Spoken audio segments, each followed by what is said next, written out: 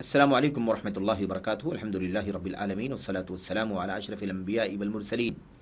نبینا محمد وعلی آلہ واصحابہ اجمعین وبعد۔ برادران اسلام، زکوٰۃ سیریز کے تحت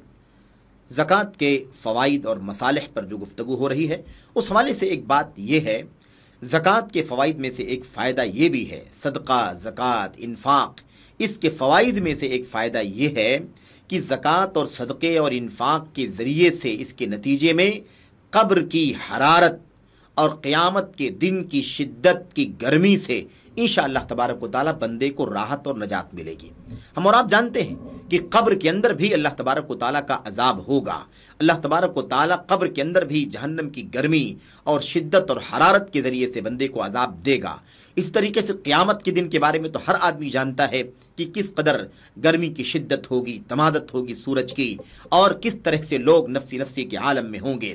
زکوٰۃ، صدقات اور خیرات کی ادائیگی کا ایک بہت بڑا فائدہ یہ ہے میرے بھائیوں کہ قیامت کے دن، اور قیامت کا مطلب یہ ہوتا ہے کہ انسان جب مرتا ہے تو اس کی قیامت قائم ہو جاتی ہے۔ یہ قیامت صغریٰ ہے جو ہر انسان کی اپنی ہوتی ہے۔ کل من مات فقد قامت قیامتہ، جس آدمی کی بھی موت ہوتی ہے اس کی قیامت قائم ہو جاتی ہے، ورنہ وہ قیامت کبریٰ جب آئے گی تب تو ساری دنیا فنا ہو جائے گی۔ میرے بھائیوں، کل من علیہا فان ویبقی وجہ ربک ذو الجلال والاکرام، تو اللہ تبارک و تعالیٰ نے یہ نظام بنا رکھا ہے۔ اب جب انسان کی موت ہوگی، موت کے بعد آخرت کی جو پہلی منزل ہے وہ قبر کی منزل ہے۔ جب انسان صدقات دینے والا ہوگا، زکوٰۃ ادا کرنے والا ہوگا، اللہ کی راہ میں مال خرچ کرنے والا ہوگا، تو اس کا ایک فائدہ بندے کو یہ حاصل ہوگا کہ اللہ تبارک و تعالیٰ اسے قبر کی گرمی سے، قبر کے اندر ہونے والی حرارت اور عذاب کی شدت سے اللہ تبارک و تعالیٰ اسے راحت پہنچائے گا، اور یہ صدقہ، یہ زکوٰۃ، یہ خیرات، یہ عطیہ قیامت کے دن اس کے لیے سایہ بن جائے گا، اور اسے دھوپ کی شدت سے، سورج کی تمازت اور گرمی سے راحت پہنچائے گا، نجات پہنچائے گا۔ اس حوالے سے نبی کریم صلی اللہ علیہ وسلم کی وہ حدیث ہمارے سامنے ہے جسے مسند احمد بن حنبل کے اندر امام احمد بن حنبل نے اور دیگر محدثین نے، ابن خزیمہ نے، حاکم نے اور دیگر محققین نے اور محدثین نے اپنی کتابوں کے اندر روایت کیا، اور روایت یہ صحیح ہے۔ میرے بھائیوں، علامہ البانی رحمۃ اللہ علیہ نے اس حدیث کو صحیح مسلم کی شرط پر صحیح قرار دیا ہے۔ وہ روایت یہ ہے کہ حضرت عقبہ ابن عامر رضی اللہ تعالیٰ عنہ سے مروی ہے، وہ بیان کرتے ہیں کہ میں نے نبی کریم صلی اللہ علیہ وسلم کو فرماتے ہوئے سنا، آپ کہہ رہے تھے کل امرئ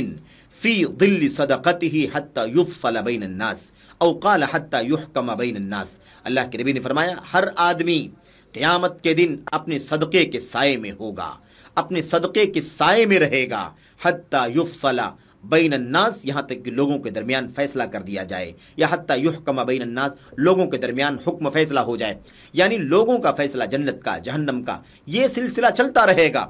اس پیریڈ میں، اس مدت میں میرے بھائیوں، جو شدت ہوگی گرمی کی اور جو شدت اور تمازت ہوگی سورج کی، اس سے اللہ تبارک و تعالیٰ اس صدقہ دینے والے، زکوٰۃ دینے والے، انفاق اور خیرات کرنے والے شخص کو راحت پہنچائے گا، اور اس کا صدقہ، اس کا زکوٰۃ، اس کی زکوٰۃ اور اس کا خیرات سایہ بن کر کے اس کے اوپر آ جائے گا، اور وہ سائے کے نیچے ہوگا۔ آپ دیکھیے، فی ظل صدقتہ ہی، اپنے صدقے کے سائے میں ہوگا۔ تو اس سے معلوم